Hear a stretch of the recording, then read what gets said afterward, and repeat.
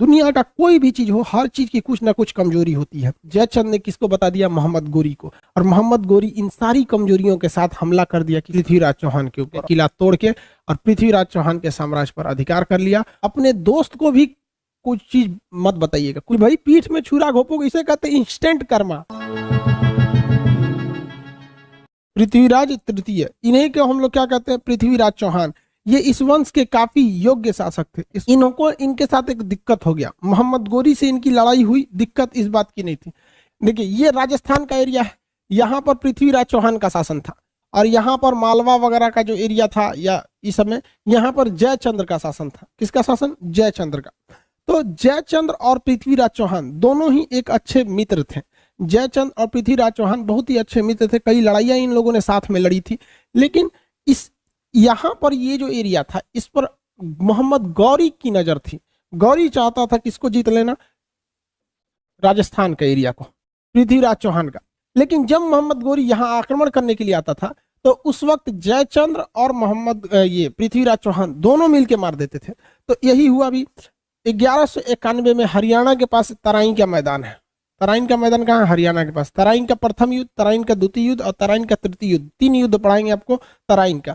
तो 1191 में तराइन का फर्स्ट युद्ध हुआ था, first battle of Tarain. Tarain कहाँ पर है? हरियाणा में है। इस युद्ध में मोहम्मद गौरी हार गया। इस युद्ध में कौन हार गया? मोहम्मद गौरी हार गया। तो यहाँ हम गौरी लिख के उसे काट देते हैं, मतलब समझिएगा मोहम्मद गौरी हार गया और पृथ्वीराज क्या हो गए? जीत गए।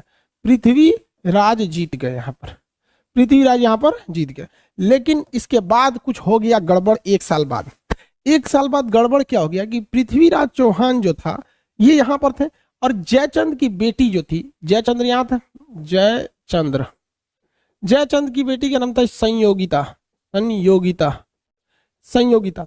तो जयचंद और संयोगिता, जयचंद की बेटी संयोगिता का प्रेम संबंध हो गया किसके साथ? पृथ्वीराज चौहान के साथ। अब संयोगिता भी चाहती कि पृथ्वीराज चौहान से विवाह करे, और पृथ्वीराज चौहान भी चाहते थे किससे विवाह करें? संयोगिता से। लो, अभी तो गड़बड़ कांड हो गया यहाँ पर। लेकिन जयचंद्र अपने आप को एक ठगा हुआ महसूस करता था। अरे भाई, वो लड़की है, कोई भी लड़की चाहती है कि हमको मतलब बढ़िया लड़का से शादी हो, एकदम बाहुबली की तरह। अब भल्लाल देव से कोई नहीं करना चाहती है। अब ये पृथ्वीराज चौहान जो थे ये काफी योग्य शासक थे, वंश भी इनका जबरदस्त था, चौहान वंश हर चीज में श्रेष्ठ थे।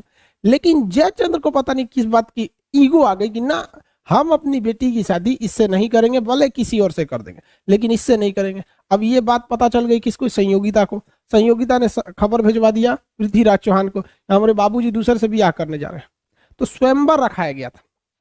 स्वयंवर पहले क्या होता था कि राजा महाराजा इस तरह लाइन से बैठे रहते थे, सब ऐसे लाइन से राजा बैठे हैं, सब अलग अलग जगह का राजा आया, सब पूरा मेकअप वेकअप करके आया सब राजा।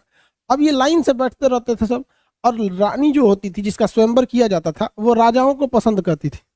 ऐसे कौन सा राजा इसको सबसे ज्यादा पसंद है, फला जगह के राजा स्वयंवर में। ऐसे महाभारत में भी देखेंगे स्वयंवर हुआ था, तो स्वयंवर में पसंद किया जाता था। स्वयंवर में पृथ्वीराज चौहान को जयचंद ने बुलाया ही नहीं।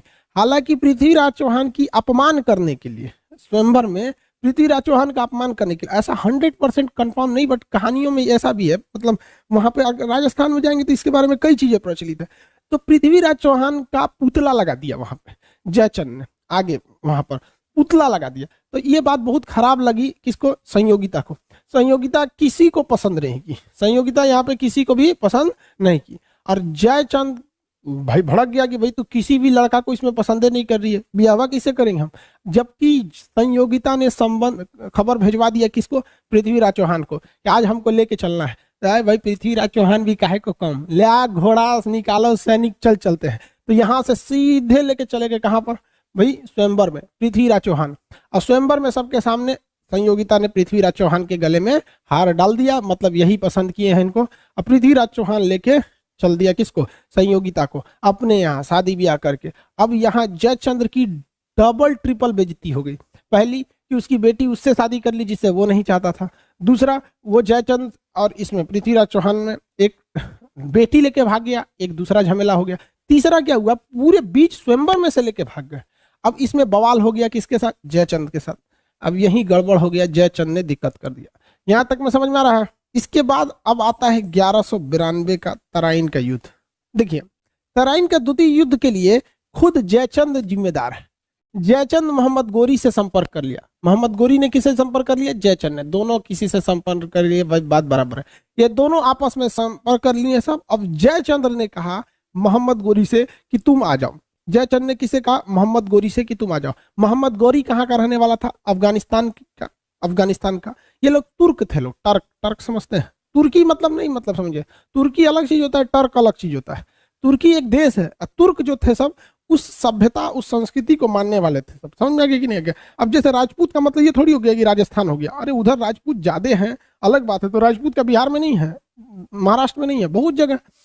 तो तराइन के द्वितीय युद्ध में जयचंद और मोहम्मद गोरी आपस में मिल गए। अब इससे मोहम्मद गोरी को फायदा ये नहीं हुआ कि जयचंद बहुत बड़ा शासक था, नहीं। जयचंद्र को हर वो खुफिया रास्ता, हर वो खुफिया जानकारी पता थी जो मोहम्मद गोरी के लिए जरूरी थी। दुनिया का कोई भी चीज हो, हर चीज की कुछ ना कुछ कमजोरी होती है। इसलिए पृथ्वीराज चौहान की सेना की क्या क्या कमजोरियां थी, वो सारी कमजोरियां जयचंद को पता थी। और ये जयचंद ने किसको बता दिया? मोहम्मद गोरी को। और मोहम्मद गोरी इन सारी कमजोरियों के साथ हमला कर दिया। किसके ऊपर? पृथ्वीराज चौहान के ऊपर। और पृथ्वीराज चौहान के किला तोड़ के और पृथ्वीराज चौहान के साम्राज्य पर अधिकार कर लिया और पृथ्वीराज चौहान को बंदी बना लिया गया। इससे याद रखिएगा बाबू एक चीज हमेशा, अपने दोस्त को भी कुछ चीज मत बताइएगा। कुछ ऐसे जरूरी चीजें होती हैं जो अगर आप चाहते हैं कि ये किसी को ना पता चले, तो दोस्त को भी वो बात मत बताइएगा, क्योंकि दोस्त का भी कुछ करीबी दोस्त होते हैं। वरना लोग कहते हैं अरे मेरा करीबी दोस्त है। अरे यार, उस करीबी दोस्त के भी कुछ करीबी दोस्त होते हैं, वहां से वहां पहुंचा देगा। यही हो गया जयचंद के साथ वहां। दूसरा, इससे सिर्फ जयचंद को नहीं समझ में आ रहा था कि पृथ्वी अपनी दामाद को मरवा दिए। सिंपल सी बात है, अगर आप कहते हैं कि मोहम्मद गोरी बहुत ही चतुर या फिर धोखेबाज था, नहीं भैया, ये उतना धोखेबाज, उतना खतरनाक, उतना चतुर नहीं था जितना जयचंद्र बेवकूफ थे। इनको ये समझ में नहीं आ रहा है कि एक आगे वाला इंसान जिससे हम ये समझौता करेंगे, सपोज कीजिए कि हम किसी व्यक्ति से जाके कहे कि मेरी बेटी दामाद को मार दो, तो वो इंसान क्या सोचेगा कि चला ये बेटी दामाद को मरवा सकता है तो मेरा कहां से होगा। तो जयचंद्र को लगा कि नहीं, ये जो मोहम्मद गोरी है ये यहाँ आएगा और पृथ्वीराज चौहान को हराएगा और चला जाएगा यहाँ से। अरे भाई साहब, पृथ्वीराज चौहान को हरा दिया, उसके बाद जयचंद ने कहा कि ठीक है चले जाओ यहाँ से, तो हमको ये साम्राज्य दे दो, हम तो तुम्हारे दोस्त हैं। तो मोहम्मद गोरी ने कहा कि दोस्त हो ससुरे, तुम अपने बेटी दामाद के नहीं हुए, हमारे कहाँ से हो गए। थूर दिया किसको? जयचंद को भी। आप बताइए अच्छा किया कि नहीं किया? हम तो कहें बहुत अच्छा किया, ताकि आने वाली पीढ़ियां इससे सबक ले कि भाई पीठ में छुरा घोपोगे, इसे कहते इंस्टेंट कर्मा, तुरंत बदला मिल गया 1194 के युद्ध में। अब ये तराइन का जो द्वितीय युद्ध था, इसमें बताइए इसमें विजयी कौन हो गया? मोहम्मद गौरी विजयी हो गया। और हार कौन गए? पृथ्वीराज चौहान।